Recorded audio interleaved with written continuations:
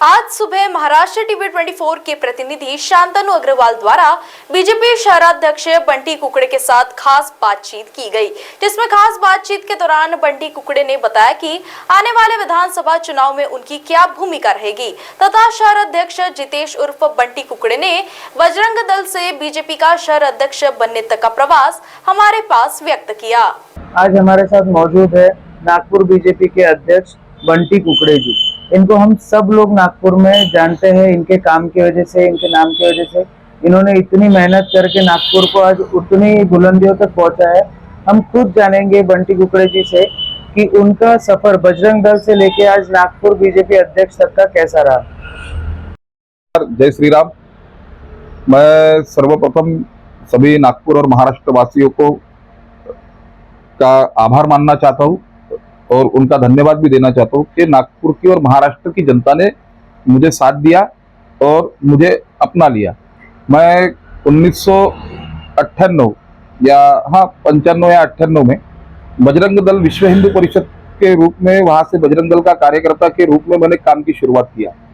फिर बजरंग दल का प्रखंड संयोजक बना, यानी 4 वार्डों का प्रमुख। उसके बाद में मैं नागपुर महानगर का सह संपर्क प्रमुख बना, फिर संपर्क प्रमुख बना और बजरंग दल में 2 बार मैं नागपुर महानगर का संयोजक, जो 3 वर्ष का कार्यकाल रहता है, ऐसा 2 बार मैं संयोजक बना। 6 वर्ष में पूरा नागपुर शहर बजरंग दल का प्रमुख रहा।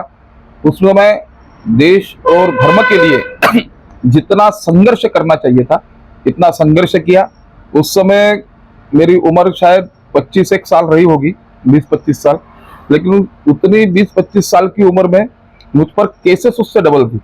42 केसेस मेरे ऊपर आंदोलन की थी। यहाँ तक के मुझे तो एक डीसीपी आए थे नागपुर में, मैं उनका नाम नहीं लेना चाहता, लेकिन वो तो उन्होंने बता दिया था कि बंटी कुकड़े को मौका में या एमपीडीए में अंदर डालो, इतना संघर्ष और इतना आंदोलन करता है। हमारी आंदोलन करने की बजरंग दल की स्टाइल भी अलग थी, यानी जितना संघर्ष हो सकता था उतना संघर्ष हम देश के लिए, धर्म के लिए करते थे। एमपीडीए की इसकी तैयारी वो डीसीपी ने की थी, लेकिन मेरा कोई गुनहगारी या क्रिमिनल रिकॉर्ड नहीं था। बस धर्म और समाज के लड़ना, यह हमारे बजरंग दल की कार्यकर्ताओं की खासियत होती है।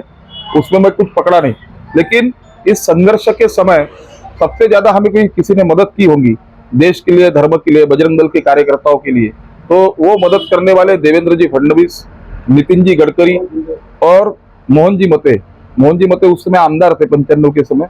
वो भी बजरंग दल के कार्यकर्ताओं को हमें बहुत मदद करते थे। देवेंद्र जी तो हर टाइम हम बजरंग दल के हमें ऐसा लगता था कि देवेंद्र जी भारतीय जनता पक्ष के आमदार नहीं है।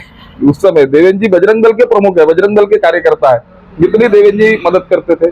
उसके पश्चात जब मैं विश्व हिंदू परिषद में आया, यानी बजरंग दल का प्रमुख छोड़कर कुछ कारणवश मैं घर में बैठना चाहता था, तो मेरा काउंसलिंग देवेंद्र जी और नितिन जी ने किया। नितिन जी ने समझाया कि आप जैसे युवाओं की आज राजकारण जो है, जो कांग्रेस का राजकारण है, तो कांग्रेस को अपने बेटे के लिए चिंता है, शिवसेना के कुछ नेताओं को अपने बेटे के लिए चिंता है, राष्ट्रवादी कांग्रेस के शरद पवार को उनको सुप्रिया सुळे और अजित पवार की चिंता है, सभी पार्टी के लोगों को उनके बच्चों की चिंता है, लेकिन एकमात्र भारतीय जनता पार्टी है, उनको देश की चिंता है, उनको समाज की चिंता है। तो नितिन जी और देवेंद्र जी बोले कि बंटी, तेरे जैसे संघर्ष करने वाले लोग यदि पार्टी में आएंगे तो पार्टी का संगठन भी मजबूत होगा, तेरा कुछ ना कुछ योगदान भी संगठन को मिलेगा और संगठन के माध्यम से तुम भी अच्छा काम करोगे। तो देवेंद्र जी और नितिन जी के मार्गदर्शन के पश्चात मैं भारतीय जनता पार्टी में आया। भारतीय जनता युवा मोर्चा का नागपुर महानगर का मैं महामंत्री बना। प्रवीण जी दटके आमदार मेरे अध्यक्ष थे, उनका भी अच्छा मार्गदर्शन मिला। संदीप जी जोशी हमारे पालक थे, उसके पहले वो भी युवा मोर्चा के अध्यक्ष थे, तो संदीप जी जोशी का भी मुझे मार्गदर्शन मिला।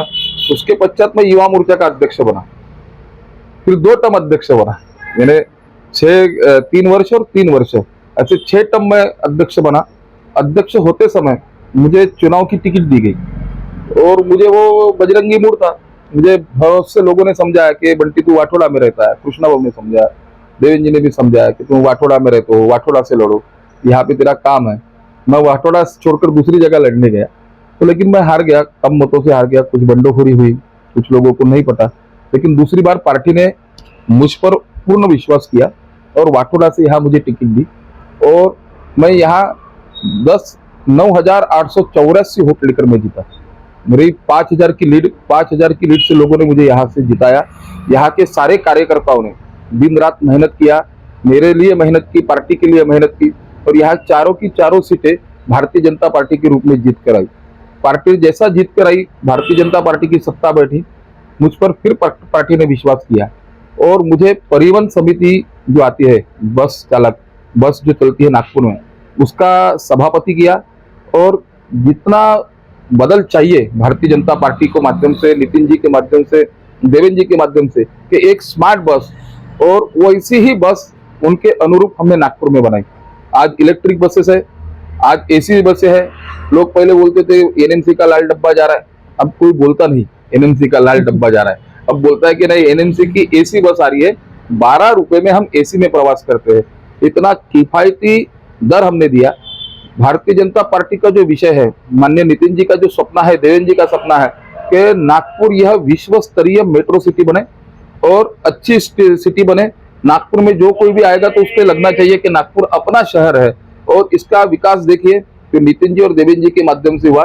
उसी तरह हमने परिवहन में भी विकास किया। एसी बसेस है, चलो ऐप है, उसके पश्चात आप वहां पर टिकट दर भी कम है और सारी की सारी बसेस इलेक्ट्रिक और पर्यावरण पूरक बसेस है। इतना हमने ये किया परिवहन में। उसके पश्चात वहां पर परिवहन पर एक टैगलाइन आती है यहाँ अपनी बस पर कि पथ अंत्योदय। पथ अंत्योदय का अर्थ ये होता है कि समाज के आखिरी व्यक्ति तक हमारी सेवा पहुंचना चाहिए। तो परिवहन समिति में जब मुझे मिली तो हमने भी यही तय किया कि समाज का आखिरी व्यक्ति जो है उस तक बस जाना चाहिए। किसी छात्र को, स्टूडेंट को, विद्यार्थी को ये लगना नहीं चाहिए कि मुझे बस नहीं मिली करके मेरा पेपर चला गया या मुझे स्कूल नहीं जाना पड़ा। इसलिए हमने ज्यादा से ज्यादा बसेस शुरू की। देवेंद्र जी ने फंड दिया, 250 बसेस और इलेक्ट्रिक की बसेस, एसी बसेस आ रही है। नितिन जी ने दिल्ली से फंड लाया, उनकी 144 बसेस, वो भी एसी बसेस नागपुर में चल रही है। इतना डेवलपमेंट हमने किया। प्रभाग में भी बहुत सा डेवलपमेंट कृष्णाभाऊ आमदार कृष्णाभाऊ खोपड़े के माध्यम से किया। आज देवेंद्र जी और नितिन जी के माध्यम से जो नागपुर में विकास चल रहा है, जो डेवलपमेंट हो रहा है, बस हम भी उनके मार्गदर्शन में भी हमारा प्रभाग कैसा डेवलप हो, हमारा नागपुर कैसा डेवलप हो और संगठन के माध्यम से भारतीय जनता पार्टी, हर घर में एक भारतीय जनता पार्टी का कार्यकर्ता होना चाहिए। ये ऐसा विषय हमने एक संकल्प लिया है। जब मैं जैसा बजरंग दल में था तो एक दर्शन कॉलोनी का हमारा प्रखंड था। दर्शन कॉलोनी में सक्करदरा पुलिस जाती थी हर घर, क्योंकि वहां पर हर घर में बजरंग दल का कार्यकर्ता था। जिस समय बंद निकलता था तो पहली टीम हर घर से एक एक लेकर जाती थी, पुलिस पकड़ कर लेके जाती थी और जाने के बाद दर्शन कॉलोनी से दूसरी टीम निकलती थी, दूसरा बच्चा भी बजरंग दल का कार्यकर्ता था। तो पार्टी में हमें ऐसा ही करना है कि हर घर में भारतीय जनता पार्टी का कार्यकर्ता, जो प्रथम राष्ट्र, बाद में पार्टी और अंततः मैं, ये विषय लेकर प्रण अंत्योदय, पथ अंत्योदय और लक्ष्य अंत्योदय, ये विषय लेकर हम समाज में काम करेंगे। ये हमारा भारतीय जनता पार्टी का संकल्प है और नितिन जी और देवेंद्र जी के माध्यम से जितना अच्छा हम समाज के लिए काम कर सकेंगे उतना ही हमें ये प्रयास हम करते रहते हैं। और हमारा कोई सत्ता, ये हमारा विषय नहीं है।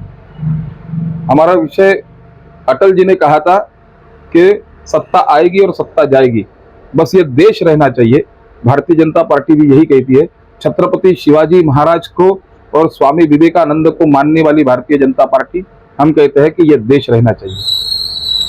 सर, जैसे कि अभी इतनी बड़ी नागपुर की लेगेसी है, नितिन जी गडकरी सेंट्रल में मिनिस्टर रह चुके हैं, उसके बाद में देवेंद्र फडणवीस जी मुख्यमंत्री रह चुके हैं, डेप्यूटी चीफ मिनिस्टर है, अभी काफी बड़े बड़े रोल्स उन्होंने किए। तो इतनी बड़ी लेगेसी को आप जब संभाल रहे हैं या आपको आगे लेके जाना है नागपुर को, तो आपको कुछ प्रेशर फील होता है? सर नहीं, ऐसा प्रेशर वगैरह कोई फील नहीं होता। कार्यकर्ताओं का टेंशन वगैरह रहता है, लेकिन हमारी पार्टी ये परिवार है, ये किसी परिवार की प्रॉपर्टी नहीं है। हमारी कार्यकर्ता का ही परिवार हमारी सबकी प्रॉपर्टी है और हम सब मिलकर बैठकर विचार विमर्श करके ही हम कोई निर्णय लेते हैं। हमारे तहाँ एक व्यक्ति निर्णय नहीं लेता। भारतीय जनता पार्टी में ऐसी अच्छी पद्धति है कि यहाँ सामूहिक रूप से निर्णय होता है। कोर कमेटी बैठती है, कार्यकर्ताओं से विचार विमर्श होता है, उसके बाद में निर्णय लिया जाता है। तो इसलिए कोई ऐसा टेंशन नहीं रहता है, काम इजीली होता है। आने वाले विधानसभा में आप नागपुर को कहाँ पे देखते हैं सर? आने वाले विधानसभा में माननीय नितिन जी और देवेंद्र जी ने जो विकास किया, जहां आमदारों ने भी विकास किया और हम भेदभाव नहीं करते। कृष्णा भाव ने देखिए पूर्व नागपुर का चेहरा मोहरा बदल दिया है। मध्य नागपुर में प्रवीण जी दटके और अपने विकास जी कुंभारे, जिन्होंने मध्य नागपुर का चेहरा मोहरा बदल दिया है। दक्षिण पश्चिम तो आप देखते ही हो, हर जगह दक्षिण नागपुर में मोहन जी बती ने सबसे ज्यादा विकास काम किए हैं। आने वाले विधानसभा में 6 की 6 सीटों पर भारतीय जनता पार्टी लड़ेगी और 6 के 6 सीट भारतीय जनता पार्टी जीत कर भी आएंगी। एक आखिरी सवाल बोलकर अंत करेंगे सर। अभी हाल ही में हुए उपचुनाव में बीजेपी ने 2 ही सीटें जीती है, 10 कांग्रेस और बाकी अन्य दल लेके गए। तो इसके बारे में आपको क्या लगता है, कुछ विचार विमर्श होना चाहिए पार्टी में या कुछ? विचार विमर्श तो चल रहा है, चिंतन चल रहा है। एक नेरेटिव अपोजिट विपक्ष के रूप में फैलाया जा रहा है। वो नेरेटिव में हम वो नेरेटिव को नहीं तोड़ सके, यही हमारा एक थोड़ा सा पीछे रह गया है।